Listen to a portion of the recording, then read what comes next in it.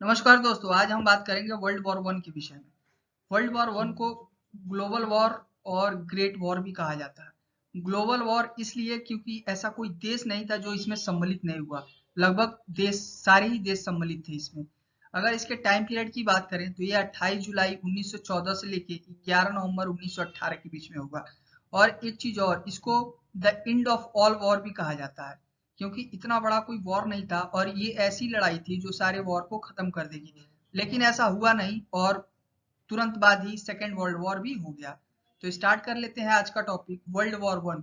आज हम डिस्कशन करेंगे इस पे वर्ल्ड वॉर वन क्या क्या क्यों हुआ, क्या क्या परिस्थितियां बनी। और इस आगे सेकंड पार्ट में, ये तो पहला पार्ट है, सेकंड पार्ट में हम डिस्कशन करेंगे इसका इफेक्ट क्या रहा। तो आज हम डिस्कस करेंगे क्या कारण रहे ग्लोबल वॉर और द वर्ल्ड वॉर वन के क्या क्या कारण है, इस पे डिस्कशन करेंगे। अब कैजुअलिटीज की बात करें तो इसमें 17 मिलियन लोग मारे गए, जिसमें 11 मिलियन सोल्जर्स थे, 6 मिलियन सिविलियंस थे और 20 मिलियन लोग बुरी तरीके से जख्मी हो गए। ये रहा कैजुअलिटीज की बात। आगे चलते हैं। अब बात करेंगे इसमें कौन कौन से देश शामिल हुए थे। तो बात करते हैं, एक तरफ था एलाइड पावर और दूसरी तरफ थी सेंट्रल पावर। ये एलाइड पावर रहा और ये है सेंट्रल पावर। तो एलाइड पावर के अंदर Russia, France, Britain, USA. USA बस एक साल के लिए ही रहा, ये याद रखिएगा। 1917 से लेकर 1918 के बीच में इसने युद्ध किया। और जापान। और दूसरी तरफ था ऑस्ट्रियो हंगरियन एम्पायर। कई बार इसमें जो डायनेस्टी राज करती थी वो हैब्सबर्ग डायनेस्टी थी। हैब्सबर्ग, अगर प्रोनाउंसिएशन मिस्टेक होगा तो माफ करिएगा। ये हैब्सबर्ग डायनेस्टी थी।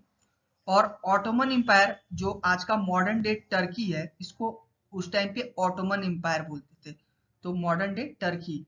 और जर्मनी शामिल था। और ऑस्ट्रो हंगरियन एम्पायर को कई बार हम ऑस्ट्रिया हंगरी भी बोलते हैं। तो ये याद रखिएगा कौन कौन से देश शामिल थे। तो ये रहा देश की बात। और आगे चलते हैं। अब मैप के माध्यम से क्लियर कर लेंगे। ये जितने भी ऑरेंज कलर के देश जो दिख रहे हैं वो थे सेंट्रल पावर। ये रहा सेंट्रल पावर। ये है टर्की, मॉडर्न डे टर्की, जो ऑटोमन एम्पायर कहते हैं। और जितने भी ऑरेंज कलर के हैं वो सेंट्रल पावर हैं। पहला ये रहा जर्मनी है। ये है ऑस्ट्रेलियन हंगरियन एम्पायर, सॉरी ये वाला ऑस्ट्रेलियन हंगरियन एम्पायर जो आज का मॉडर्न डे टर्की है। और ये जर्मनी की कुछ कॉलोनियाज हैं यहाँ पे अफ्रीका में, ये सारी की सारी कॉलोनियां हैं। और एक तरफ थे जो, जैसा कि मैंने बताया, एलाइड पावर, तो ये रहा रशिया और ये रहा ब्रिटेन। और ये इंडिया भी उस टाइम पे ब्रिटेन की कॉलोनी थी।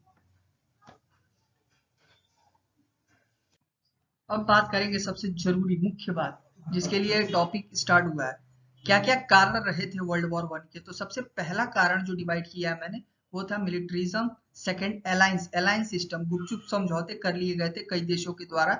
और थर्ड वन द इंपेरियलिज्म, और जो राष्ट्रवाद की भावना थी, ये भी एक मुख्य रोल प्ले किया वर्ल्ड वॉर वन के होने में। मिलिट्रिज्म के कॉन्सेप्ट को समझते हैं। आर्मी में रेस लग गई, मशीन गन्स का निर्माण होने लगा, टैंक्स का निर्माण होने लगा, large and new naval ships का निर्माण होने लगा। सभी ने अपनी अपनी आर्मीज बड़ी करने लगी क्योंकि युद्ध की तैयारी के लिए जरूरी था उस टाइम पे। ब्रिटेन और जर्मनी में इंडस्ट्रियल रिवॉल्यूशन काफी पहले हो चुका था, इसलिए ये सबसे लीड कर रहे थे और आगे थे। ये काफी हद तक आर्मी को भी साइज बड़ी कर लिए थे, टैंक्स का निर्माण कर रहे थे अपने उद्योग में। ये सब इफेक्ट पड़ा था इंडस्ट्रियल रिवॉल्यूशन से, आईआर से। तो आईआर का इफेक्ट जर्मनी और ब्रिटेन में आईआर बहुत पहले आ चुका था। तो ये अपने इंडस्ट्रियल कॉम्प्लेक्सेस को यूज करते थे, किसके लिए? टैंक्स बनाने के लिए, मशीन गन्स बनाने के लिए, लार्ज न्यू नेवल शिप्स बनाने के लिए। तो ये सब चीजें रही। कुछ महत्वपूर्ण अलायंसेस के बारे में बात करते हैं। 19वीं शताब्दी में कई देश आपस में गुपचुप समझौता कर लिए। जैसे पहला समझौता है ट्रिपल अलायंस 1882 में।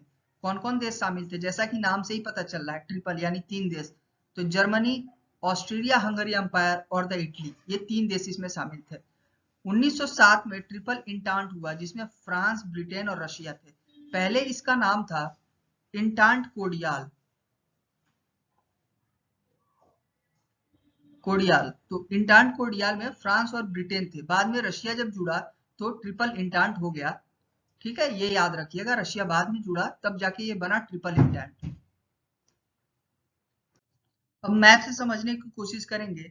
देखिए मैप में, देखिए ये ट्रिपल अलायंस, ये जितना एरिया है ना, ये सारे के सारे ट्रिपल अलायंस की एरिया है। इटली भी इसमें था। हालांकि इटली ने अपना दल बदल दिया था, पहले तो जर्मन एम्पायर का साथ दे रहा था, बाद में इसने यूनाइटेड किंगडम का साथ देने लगा वर्ल्ड वॉर में। तो ट्रिपल इंटेंट, ये ट्रिपल इंटेंट का हिस्सा है, ये रशिया, फ्रांस, ये सब ट्रिपल इंटेंट के नीचे भी है। तो यूनाइटेड किंगडम, ये ट्रिपल इंटेंट के लोग हैं। और ट्रिपल अलायंस में कौन कौन थे? Germany, Austrian Hungarian Empire, Italy तो शामिल था जैसा कि मैंने बताया, ये याद रखिएगा। इटली ने अपना दल बदल लिया था और अमेरिका का साथ देने लगा था। ये अब देखिए सर्कल के माध्यम से देखिए, ये इटली और ऑस्ट्रिया के बीच में 1882 में समझौते हैं। ये इटली और जर्मनी के बीच में 1882 में समझौते हुए। फिर यहाँ पे जर्मनी और ऑटोमन एम्पायर 1914 में, रशिया और फ्रांस के बीच में देखिए 1894 में, फिर 1907 में ब्रिटेन के साथ, फिर 1904 और 1907 में। तो ये कुछ समझौते हैं किस किस देश के बीच में हुए, हम इसके सर्कल के माध्यम से समझाने की कोशिश किए हैं। अब स्क्रैम्बल फॉर अफ्रीका की बात करते हैं। ये इंपीरियलिज्म का में लोग क्या कहिए, अब अफ्रीका को कब्जा करने के लिए होड़ मच गई। ये दौर था 1880 का, जिसमें इटली, फ्रांस जैसे देश और ब्रिटेन इसमें सबसे लीडर रहा। देश ने क्या किया, अफ्रीका को कब्जा करने के लिए, कॉलोनीज बनाने के लिए होड़ मच गई। Everyone else wanted to complete vast resources, सारे के सारे उनको रिसोर्सेज चाहिए थे अफ्रीका में। अफ्रीका में जिसके पास जितनी कॉलोनीज होगी, रिसोर्सेज और मैन पावर मिलेंगे, क्योंकि वर्ल्ड वॉर 1 आने वाला था, मतलब वर्ल्ड वॉर 1 चालू होने वाला था। तो इसके लिए अब एक आंकड़ा अगर देखा जाए तो 25, एक वक्त में 25% कब्जा ब्रिटेन का था। तो आप सोच सकते हैं ये 25% जो ब्रिटेन का कॉलोनीज थी, जैसे इंडिया भी कॉलोनी थी उस टाइम पे, और ब्रिटेन का मॉडल काफी हद तक सक्सेसफुल था कब्जा करने में, कॉलोनीज करने में। तो एक वक्त पे 25% आबादी, 25% क्षेत्रफल ब्रिटेन के पास था वर्ल्ड का। तो ये आप सोच सकते हैं। और लगभग 11 लाख सोल्जर्स कहाँ से आए थे? इंडिया के थे, जो अपने सोल्जर से काफी ज्यादा थे। ब्रिटेन के अपने सोल्जर से ये काफी ज्यादा अमाउंट था, संख्या था, जो वर्ल्ड वॉर 1 में फाइट किया गया था। तो आप सोच सकते हैं ब्रिटेन लीडर था इन सबों में, और ये इनका मॉडल काफी हद तक सक्सेसफुल था इंपीरियलिज्म के कॉन्सेप्ट में। 19वीं शताब्दी में राष्ट्रवाद की भावना सर चढ़ के बोलने लगी। तो जर्मनी, इटली और बाल्टिक स्टेट, हालांकि बाल्टिक स्टेट पे कब्जा था किसका? ऑटोमन एम्पायर और ऑस्ट्रेलियन हंगेरियन एम्पायर का कब्जा था। ये नेशनलिज्म नहीं थे, जर्मनी और इटली की तरह इंडिपेंडेंट नहीं थे, अपना एक स्टेट नहीं था। ये कब्जे में थे किसके? ऑस्ट्रेलिया, हंगेरियन एम्पायर और ऑटोमन एम्पायर के, जो आज का बताया था मैंने पहले, जो आज का मॉडर्न डे टर्की है। तो ये नेशनलिस्ट की भावना को फेवर करते थे। और उस टाइम पे 19वीं सेंचुरी में ये सारे के सारे देश नेशनलिज्म पे बहुत प्रभावित हुए थे। अब इसको समझेंगे, ये एक बहुत ही महत्वपूर्ण कारण था। अदर कॉजेज में इसको लेते हैं हम लोग, ये एक बहुत महत्वपूर्ण कारण WW1 के लिए, यानी कि वर्ल्ड वॉर 1 के लिए। तो ये कारण था Russian interest in the influence over the state of Darden. अब स्टेट ऑफ डार्डन क्या होता है? एक तरफ होता है एजियन सी, आप मैप में देख लेना, एक तरफ होता है एजियन सी और दूसरी ओर होता है black C,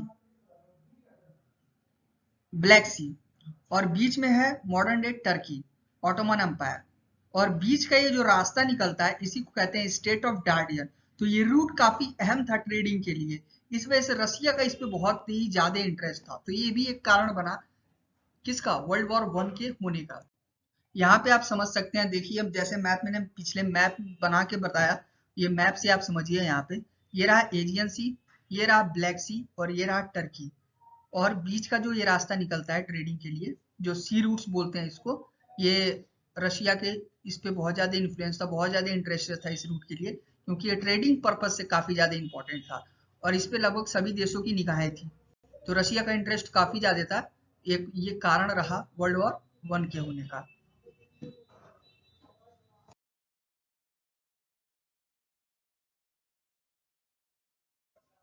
illusions of short war की धारणा बनने लगी। अब ऐसा कहा जाने लगा कि वॉर्स काफी छोटे होंगे, लेकिन ऐसा तो हुआ नहीं। वॉर काफी लंबे चले और वॉर को काफी ग्लोरीफाइड किया गया कैसे अखबारों और न्यूज़पेपर के द्वारा इसको काफी हद तक ग्लोरीफाई किया गया। बाल्कन्स, बाल्कन्स आप समझ लीजिए, बाल्कन्स जो है साइबेरिया, बुल्गारिया, रोमानिया और सर्बिया, ये सब का बाल्कनाइजेशन हुआ था। पहले ये ऑटोमन एम्पायर के अंडर में थे, बाद में टूट गए, टूट के कई देश बने जैसे साइबेरिया, बुल्गारिया, रोमानिया और सर्बिया। ऐसा इंडिया के लिए भी कहा गया था, लेकिन इंडिया का ऐसा हुआ नहीं। कहा गया था कि इंडिया का भी बल्कनाइजेशन हो जाएगा, बट ऐसा हुआ नहीं। इंडिया सक्सेसफुल देश है। और पावर्ड केक यूरोप, और एक बैग होगा जिसमें काफी ज्यादा पाउडर होगा और ये बारूद से भरा होगा और ये फट जाएगा। तो ऐसा कहा जाने लगा बाल्कन्स के विषय में। H and the Ottoman Empire, nationalist movement, multiple ethnicity.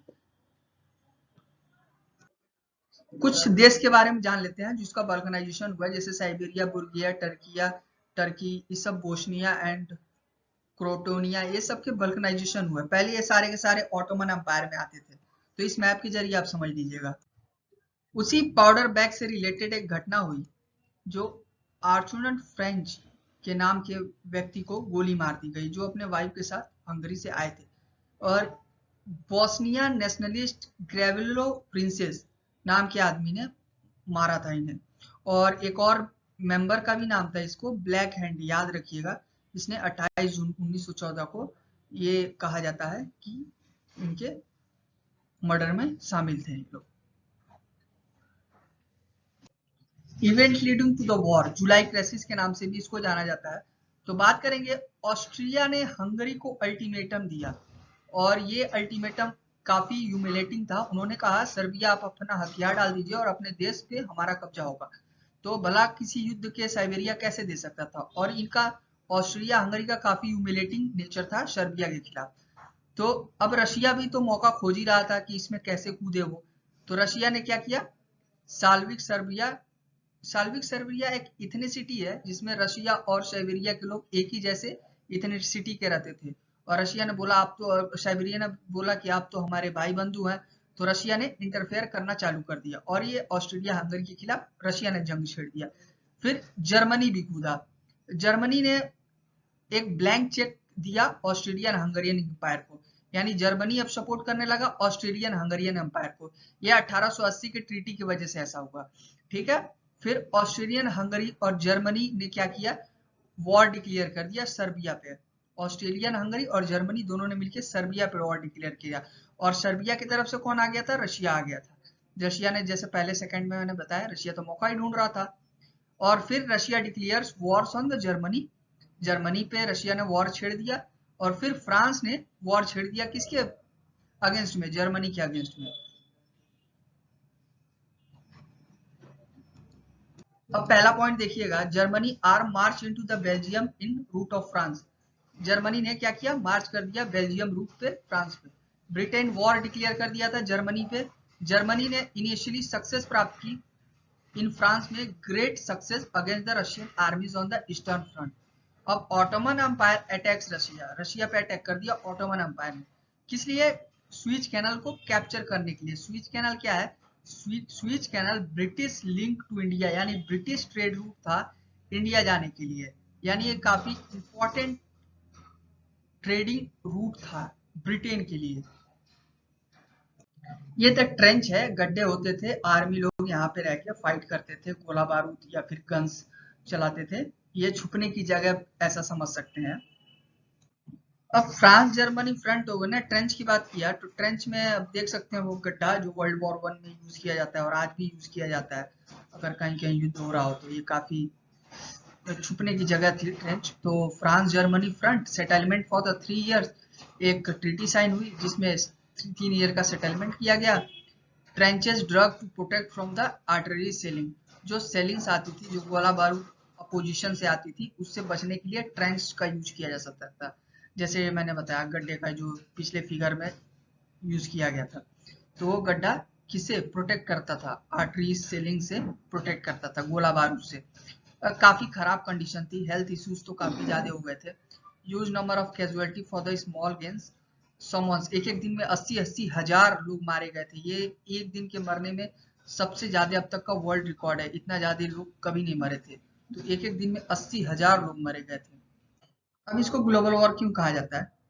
Fighting in the multiple colonies, बहुत सारे कॉलोनीज इसमें इन्वॉल्व थी, जैसे कि मैंने पहले ही बता दिया था, बहुत सारे कॉलोनीज का इन्वॉल्वमेंट रहा इसमें। Chinese colonies of Germany attack by Japan ने अटैक कर दिया था चाइनीज कॉलोनी पे। Ottoman ship bombardment Black Sea port of Russia, ऐसी ऐसी चीजें रही। Naval war Germany U boat attack allied ship, तो एक दूसरे पे सभी बम्बार्डमेंट कर रहे थे और एक दूसरे को सभी हराने में लगे हुए थे। क्यों? क्योंकि रिसोर्स चाहिए था सबको, कॉलोनीज चाहिए थी, और जितना ज्यादा अपना लैंड एरिया एक्सपेंड कर सके। तो ये रहा ग्लोबल वॉर। अब इंडिया का क्या इंपॉर्टेंट रहा डब्ल्यू यानी वर्ल्ड वॉर वन में इंडिया का क्या इंपॉर्टेंस रहा? तो 1.3 million Indian served under the British army. जैसा कि मैंने बताया 13 लाख लोग ब्रिटिश आर्मी में सम्मिलित थे जो इंडियन थे। तो इंडिया के लोग ये अपनी खुद की आर्मी से, ब्रिटिश की खुद की आर्मी से काफी ज्यादा संख्या थी, तो 13 लाख तो इंडियन थे। तो कॉलोनीज का इनको यही फायदा होता था, एक तो ह्यूमन रिसोर्सेज मिलते थे, आर्मी मिलते थे, और भी रिसोर्सेज प्राप्त होते थे। अब 50,000 लेट डाउन देयर लिव्स, 50,000 तो मारे गए। इंडिया गेट आज भी इसी के याद में इंडिया गेट को मेमोरियल बनाया गया। तो इसी के साथ वर्ल्ड वॉर वन के कारण पे हम बात कर चुके हैं, और प्लीज ज्यादा से ज्यादा सब्सक्राइब कीजिए ताकि हमारा चैनल भी ग्रो हो सके, और इसका सेकेंड पार्ट भी आने वाला है, तो आप इसको ज्यादा से ज्यादा प्यार दीजिए, अगले दिन इसका सेकेंड पार्ट भी आएगा।